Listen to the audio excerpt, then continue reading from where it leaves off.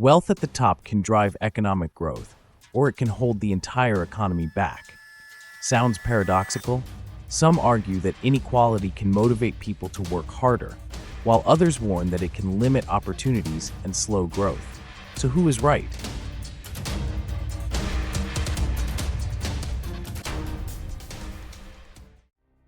In the short run, rising income inequality can increase economic growth through what economists call the incentive channel.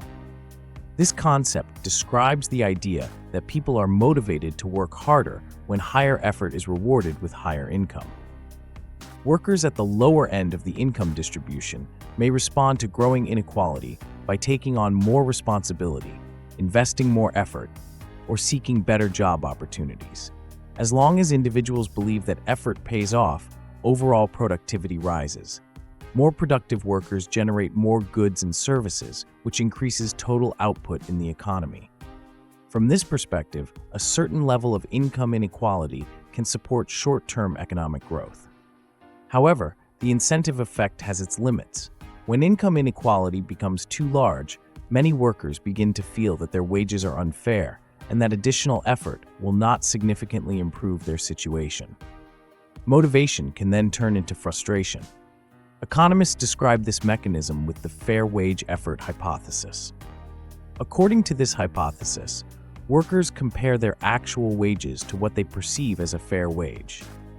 If they feel underpaid, they reduce their effort accordingly. Lower effort decreases productivity, which already weakens economic performance. But the more serious consequences of inequality appear in the long run. Long-term economic growth depends heavily on human capital, which includes education, skills, knowledge, and health.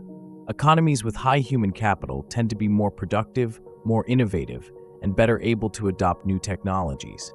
In highly unequal societies, low-income households must spend most of their income on basic necessities, such as food, housing, and energy.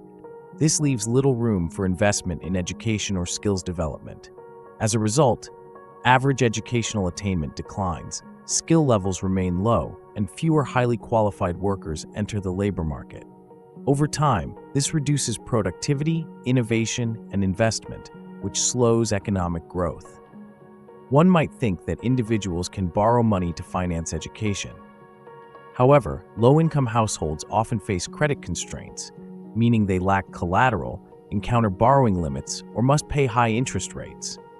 Because of these constraints, even talented and motivated individuals may be unable to invest in their own education. Economists call this a misallocation of human capital, because the economy fails to develop the skills of people who could otherwise be highly productive. This leads to a loss of potential output and weaker long-term growth. Income inequality also affects economic growth through consumption and savings behavior. Low-income households typically have a high marginal propensity to consume, meaning they spend a large portion of any additional income. High-income households, in contrast, save a larger fraction of their income. When inequality rises, overall consumption tends to fall while savings increase. Lower consumption weakens short-term demand and can slow economic activity. Higher savings may increase investment and expand the capital stock. This creates a trade-off. Inequality may support capital accumulation but reduce demand and limit human capital formation.